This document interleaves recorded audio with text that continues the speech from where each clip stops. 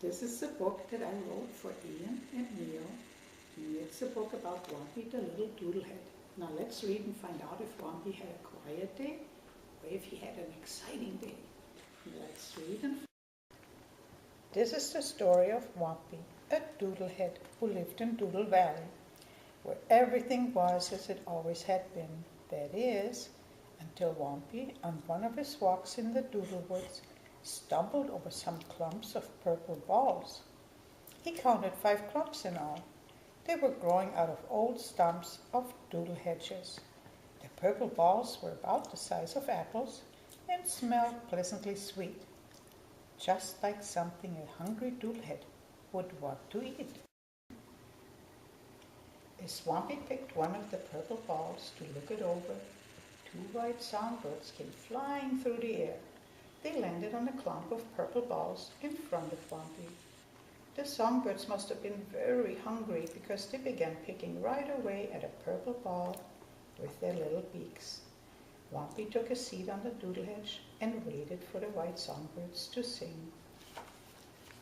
While the birds were singing, Whompi noticed the songbirds had changed color and now were purple from their beaks to their feet. The songbirds were soon done singing their song. It did not seem to bother them that they had changed color.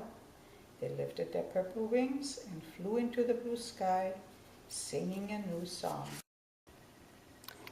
Whompi then noticed a small army of little brown ants marching in a single line towards a clump of purple balls.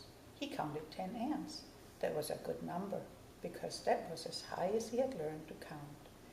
The ants picked one small purple ball and started to eat it. Again, Whompi noticed something strange.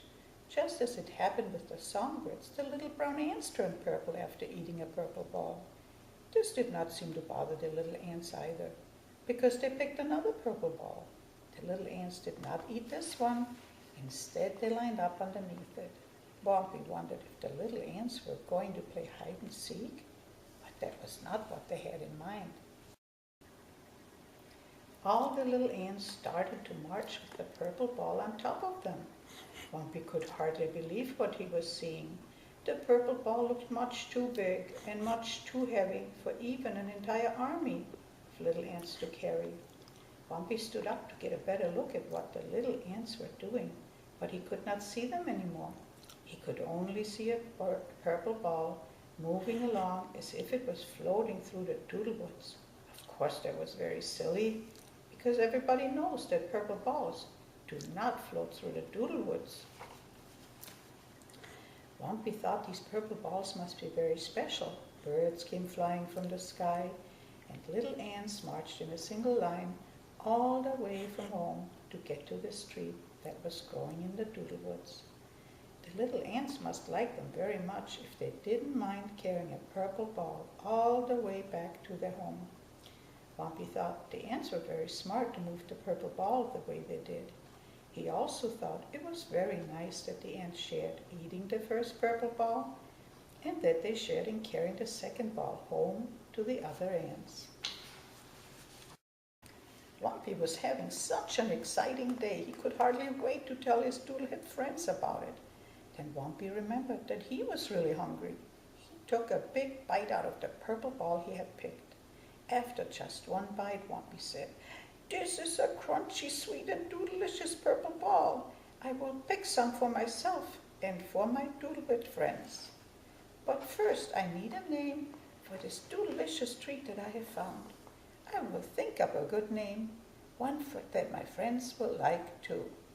Maybe I will name the purple ball Snoopy Lumps, or Whompy Lumps, maybe Loopy Lumps, or even Bumper Lumps." Of the 4 names, Whompi liked the last name the best. From now on, he would call these new treats Bumper Lumps. Whompi liked them so much he picked more. 1 Bumper Lump for breakfast, 1 for lunch, and 1 for dinner. This showed he really liked them. Then he picked 1 Bumper Lump for each of his doodlehead friends.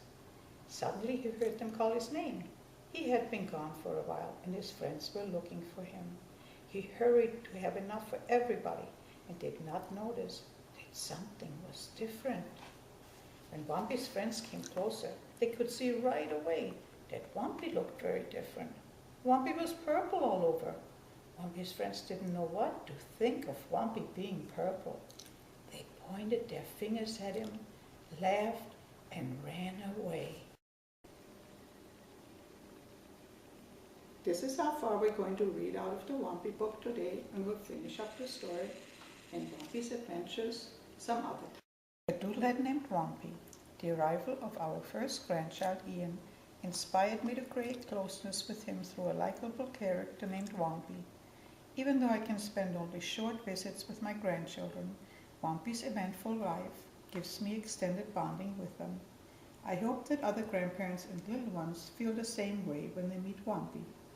My first published book is dedicated to my grandsons Ian and Neil. Thanks to all who helped me with my book.